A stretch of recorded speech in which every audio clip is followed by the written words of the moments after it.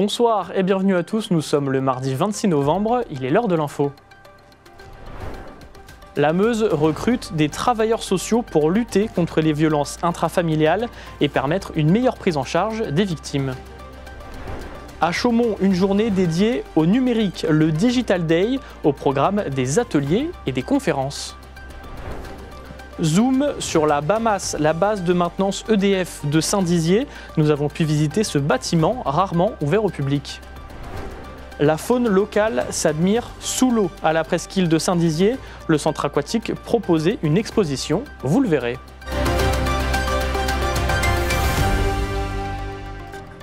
Ce lundi 25 novembre avait lieu la journée internationale pour l'élimination des violences faites aux femmes. À cette occasion, 2 conventions ont été signées à la sous-préfecture de Commercy pour permettre le renforcement du dispositif lancé en 2017 entre les partenaires sociaux et la gendarmerie. Les détails avec Clémentine Coppola. Écouter et orienter les victimes. Ce sont leurs missions principales. Ces 4 femmes sont des intervenantes sociales qui intègrent plusieurs fois par semaine les gendarmeries et commissariats de la Meuse. Toutes sont rattachées aux services et établissements publics d'inclusion et d'accompagnement Argonne-Meuse. Leur rôle est bien défini. Trouver des solutions sociales pour les victimes de violences intrafamiliales et leurs proches. Pour faciliter leur travail, 2 conventions ont été signées ce lundi pour renforcer les effectifs et ouvrir de nouveaux créneaux d'accueil. Les personnes, des fois, viennent à nous lorsqu'il y a un dépôt de plainte, mais il y a aussi des personnes qui peuvent venir vers nous lorsqu'il n'y a pas de dépôt de plainte, donc hors champ pénal. Et on a là tout le travail à faire justement pour les orienter, pour analyser la situation et aller vers les partenaires en fonction du contexte. Installée en plein cœur de la brigade de Commercy, Laura sera présente 3 demi-journées et 1 journée complète par semaine. Elle pourra recevoir des victimes dans cette pièce, mais aussi se déplacer sur le territoire. Ce bureau est une façon de faciliter la collaboration entre les gendarmes et cette travailleuse sociale. Qui va permettre de les intégrer au sein des unités, c'est-à-dire avoir la proximité entre les gendarmes du quotidien qui accueillent le public et les avoir au sein de la brigade, tout simplement parce qu'ils vont prendre le café le matin, ils vont apprendre à se connaître, il va y avoir cette relation de confiance. Et elles vivront le pouls de la brigade et elles auront connaissance plus rapidement et plus directement des cas pour pouvoir aussi orienter les gendarmes sur ce qu'elles peuvent faire et ne pas faire. Le but du dispositif intervenants sociaux en gendarmerie ou commissariat est de faciliter l'accès aux institutions. Pour la population, ça permet aussi d'aller vers ces institutions qui sont des atouts majeurs dans notre société aujourd'hui et qu'il faut arrêter de stigmatiser comme répression et pas forcément de l'aide et de la compassion, alors que les policiers et les gendarmes ont de la compassion et de l'empathie envers les victimes.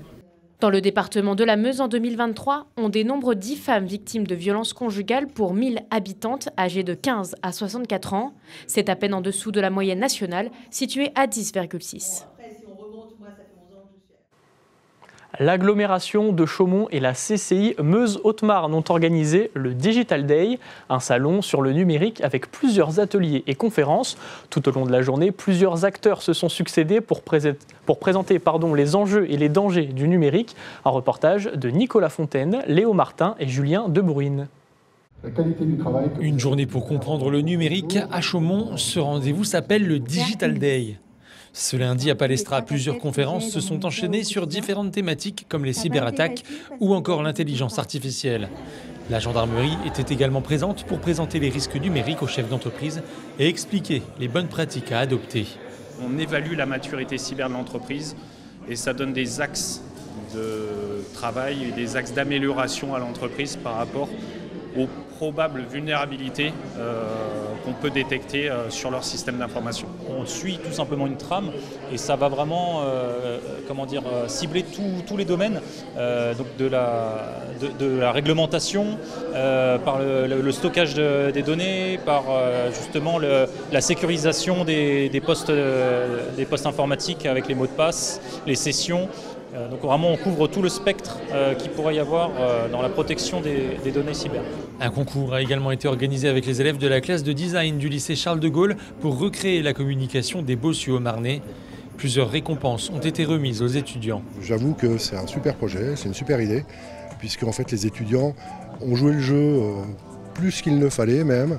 La preuve, c'est que là, au final, sur le bilan général, ils sont plus que satisfaits de tout ça. Donc, très belle expérience, à renouveler d'ailleurs, ça serait bien. C'est ça aussi la Haute-Marne, on a un territoire rural, mais j'ai une vision de la Haute-Marne et de la ruralité qui est assez décomplexée, dans le sens qu'aujourd'hui, il faut qu'on arrête de comparer l'urbain au rural. Le rural a des atouts, encore faut-il qu'on sache les porter. Et là, aujourd'hui, ces jeunes, ce qu'ils nous ont montré, nous prouvent qu'effectivement, dans notre ruralité, on a tellement d'atouts et qu'il faut qu'on en soit fiers et qu'on porte la Haute-Marne loin et haut.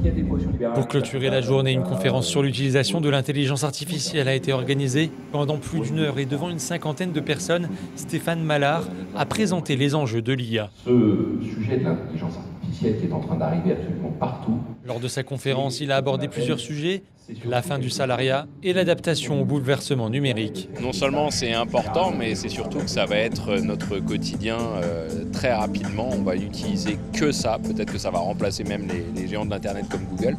Parce qu'en fait, ChatGPT est l'algorithme aujourd'hui le plus puissant. Il y en aura peut-être d'autres. Mais mon point, c'était de dire qu'on va utiliser toutes sortes d'algorithmes apprenants intelligents pour tout faire, qui vont peut-être prendre toutes les décisions un jour à notre place. Et surtout, mon point principal, c'était de dire qu'en fait, si ça marche aussi bien ChatGPT, c'est que nous sommes nous-mêmes aussi des humains, des algorithmes en quelque sorte. Le Digital Day, c'est avant tout une réponse apportée aux chefs d'entreprise dans l'utilisation du numérique et de l'intelligence artificielle. La base de maintenance de Saint-Dizier, souvent abrégée en BAMAS, a organisé les 22 et 23 novembre 2 journées portes ouvertes. 4 créneaux ont été mis en place pour permettre au grand public de découvrir ce bâtiment, parfois sujet à fantasmes et questionnements. Les réponses dans ce reportage de la rédaction. Pour les Bragards, c'est un bâtiment presque intrigant, la BAMAS. La base de maintenance d'EDF de Saint-Dizier a ouvert ses portes au public ce week-end, l'occasion pour certains curieux de découvrir ce bâtiment unique en France. Ces journées portes ouvertes sont extrêmement importantes puisqu'elles nous permettent de discuter de nos métiers et surtout d'assurer notre rôle localement, c'est-à-dire notre implantation géographique et notre ancrage territorial et de démontrer au public nos activités. C'est vrai que le bâtiment peut faire parler, c'est un bâtiment noir, effectivement, on est EDF, on travaille dans le nucléaire. Donc voilà, les journées portes ouvertes sont essentielles pour démystifier nos activités. La BAMAS n'est pas un site de production nucléaire, mais un lieu de maintenance. C'est un rouage essentiel au bon fonctionnement des centrales nucléaires françaises. Ces 18 000 m² accueillent de l'outillage spécifique nécessaire à l'entretien des installations nucléaires. Ce sont des outillages que l'on appelle mutualisés, c'est-à-dire ce sont des outillages nationaux qui servent pour l'ensemble des centrales nucléaires. Donc les outillages sont utilisés sur la base d'un planning en fonction des différents arrêts de tranche, des différents arrêts réacteurs qui permettent de faire de la maintenance. Et donc pour faire cette maintenance, il faut des outillages. Donc en fonction du planning, ces outillages transitent d'une centrale à l'autre pour respecter justement ce planning. Sur ces outillages, nous faisons des opérations de requalification, de réparation, de contrôle réglementaire et un certain nombre de gestes techniques pour garantir une performance et garantir que l'outillage sera en conditions opérationnelles pour le prochain besoin. Chaque outillage est transporté avec précaution dans des conteneurs hermétiques. Une fois à la BAMAS, ils sont entretenus, nettoyés et réparés par des entreprises spécialisées. On qualifie généralement la BAMAS d'hôtel de maintenance, puisque effectivement je suis un site d'accueil de partenaires industriels d'EDF qui viennent de manière plus ou moins régulière et plus ou moins récurrente venir entretenir leur matériel chez moi. Donc effectivement je suis là pour garantir la disponibilité des surfaces, mais aussi toutes les conditions d'accueil en termes encore une fois de respect des règles sécurité radiologique. Si la BAMAS doit respecter de nombreuses normes, ici, le danger principal n'est pas la contamination, mais plutôt la sécurité comme dans toute industrie. C'est la deuxième fois depuis sa mise en service en 2019 que la BAMAS ouvre ses portes. Au total, 150 personnes ont pu découvrir le fonctionnement de la base. Toujours à Saint-Dizier, le sapin de Noël a été installé devant l'hôtel de ville ce mardi après-midi. Il fait 14 mètres de haut et comme les années précédentes, il provient de la forêt de Dommartin, le Saint-Père. Ce week-end avait lieu une exposition bien particulière à la presqu'île de Saint-Dizier toujours. Samedi et dimanche, le centre aquatique proposait une exposition subaquatique pour admirer les photos de Nathalie Massé. Nos journalistes ont mouillé le maillot pour vous faire découvrir ces clichés. Pour admirer cette photo, il ne faut pas hésiter à se jeter à l'eau. Et c'est ce que l'on a fait.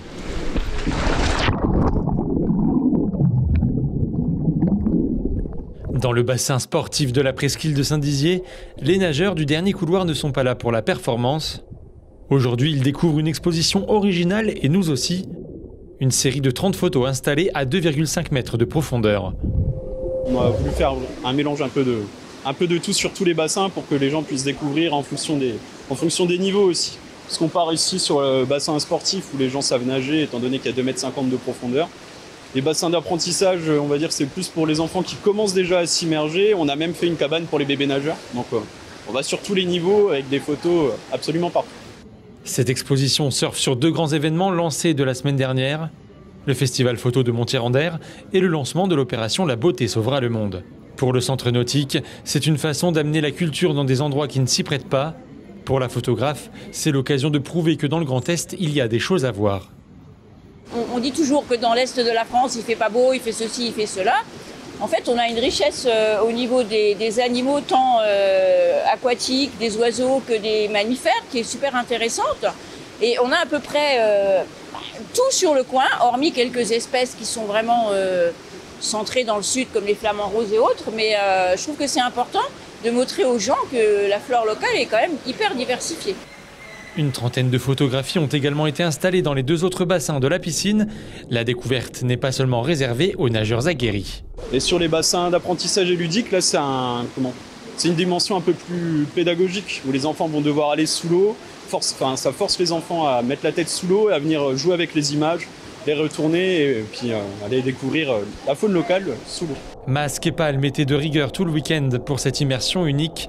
L'exposition s'est terminée ce dimanche, en même temps que le festival photo Montier. On clôture ce journal avec quelques notes de musique.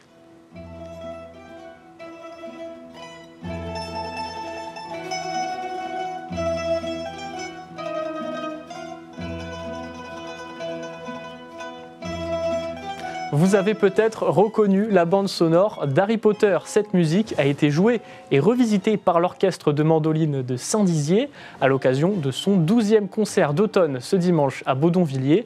Une vingtaine de musiciens sur scène ont repris des airs célèbres et des bandes originales avant de partager la scène avec un collectif d'accordéonistes.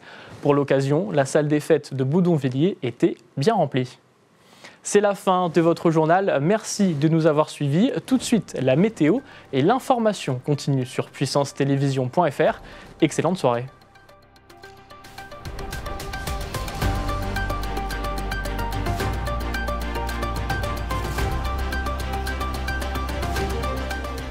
Toute l'actualité en continu à retrouver sur notre site internet et notre application mobile.